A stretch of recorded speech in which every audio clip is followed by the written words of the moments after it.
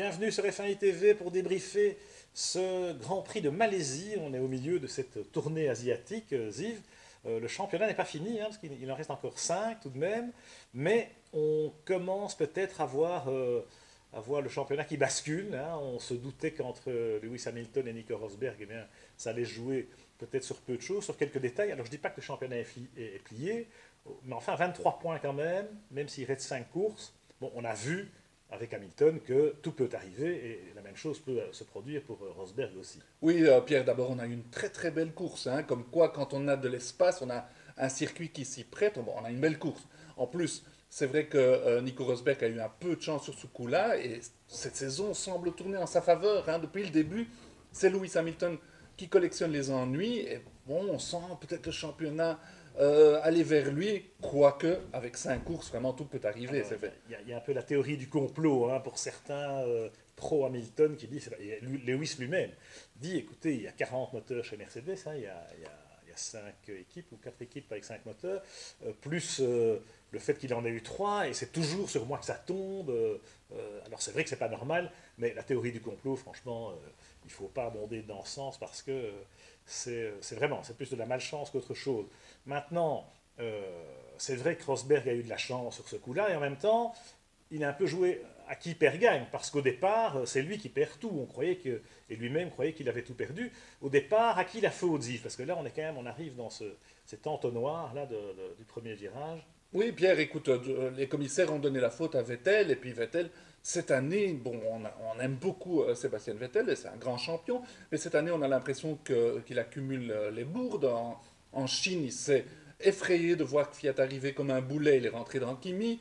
À Spa, il s'est excusé par après en ayant tassé Kimi Raikkonen à la source, et là, de nouveau, il a fait preuve d'un excès de précipitation, apparemment. Moi, je l'incrimine pas trop parce que dans un départ, il se passe des choses, mais force est de constater qu'il a entaché la course de Rosberg et la sienne, donc c'est un abandon.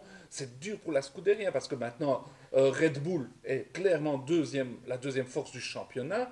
Red Bull fait un doublé dont Ferrari rêve et qui sont loin de pouvoir obtenir cette année. Ils n'ont toujours pas de victoire. Donc Vettel, un peu décevant cette année, il ne pilote pas à son niveau, ça c'est clair. Il faut saisir l'opportunité quand les Mercedes ne sont pas là. On l'a vu à Barcelone, c'est Red Bull qui en a profité. Et là, à nouveau, bon, il se fait que les deux Mercedes ne sont pas là, puisque celle d'Hamilton abandonne par la suite. Et c'était une occasion à saisir. C'est de nouveau Red Bull qui l'a saisi et pas Ferrari. On se rend compte que chez Ferrari, ils sont quand même un ton en dessous en performance, même si vendredi, on se disait, tiens, les Ferrari sont repassés devant Red Bull. En qualif, ce n'était pas le cas. Et puis surtout, moi j'ai l'impression que Vettel surconduit.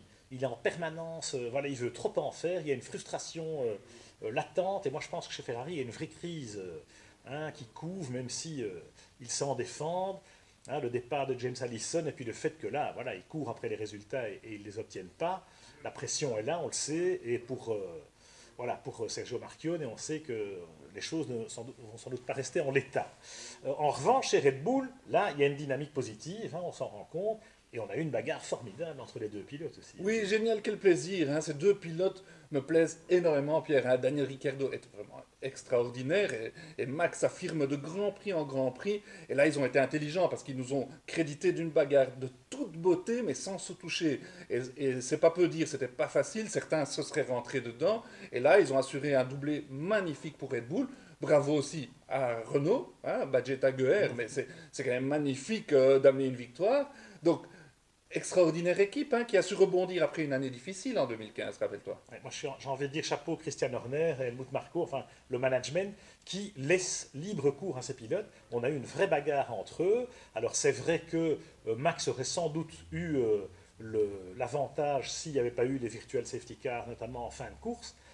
Mais bon, vis-à-vis de Ricciardo, quand même, qui avait été spolié d'une victoire à Monaco à cause de l'équipe et même à Barcelone pour des raisons stratégiques, ça l'aurait quand même un petit peu mis en difficulté moralement si c'était encore Verstappen qui tirait les marrons du feu. Verstappen d'ailleurs a eu l'intelligence dans les tout derniers tours de dire ok, ils ont essayé, ils ont été au contact, ils avaient les mêmes pneumatiques, les mêmes modes moteurs en fin de course, donc c'était vraiment une belle bagarre ouverte. Et il n'y a pas eu de consigne, il n'y a pas eu euh, comment ils appelaient ça avec Vettel, Multi, multi 21, et là c'était Multi 333. Multi 33 pour Verstappen peut-être. Donc il n'y en a pas eu, et ça c'est bien, on l'a bien vu dans la salle d'attente avant le podium, là, il y avait une satisfaction, et comme tu dis, ils ont eu l'intelligence, les deux pilotes, de se laisser l'espace aussi. Hein. Il n'y en a pas un qui a été trop agressif, qui a fermé la porte, mais voilà, Verstappen a aussi eu la clairvoyance de dire, ok, ça passera pas, parce que Ricciardo, il a cette hargne aussi, cette détermination. Ricciardo, c'est zéro faute. Il est quasiment toujours devant Verstappen en qualif, sauf ici. Et en course, il montre que c'est un patron, il ne fait pas de faute. Oui, et Christian Horner a le plaisir d'avoir probablement la plus chouette équipe du plateau, parce qu'ils sont jeunes, ils ont les dents longues, ils ne font pas d'erreurs, ils ont une chouette équipe qui représente bien la marque Red Bull, et Christian les a vraiment remerciés de ne pas être allés au contact. C'est très sympa de voir aussi Max Verstappen qui, vraiment de tout cœur, a salué ce doublé pour Red Bull. Il a été intelligent parce qu'il aurait pu râler terminer deuxième, mais non, il sait que son heure arrivera. Et puis, de tout cœur, il a même dû... Il a même dû y passer.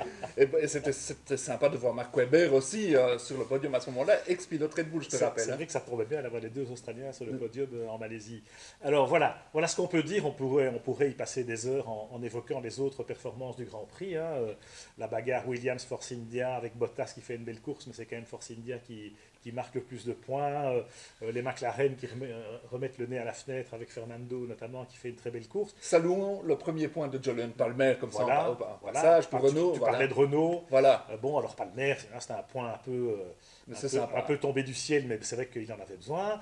Et puis bon, pas de chance, Romain Grosjean qui était quand même dans le coup, il est 12 en qualif, il était dans le top 10 en début de course. Et puis encore un problème de frein. Et petit coup de chapeau pour conclure à Esteban Ocon qui a battu Verlaine en qualification pour la première fois cette année. Et on le sent monter en puissance, prendre confiance. Il a fait une belle course aussi, notamment avec son premier train de pneus où il s'est retrouvé en très bonne compagnie.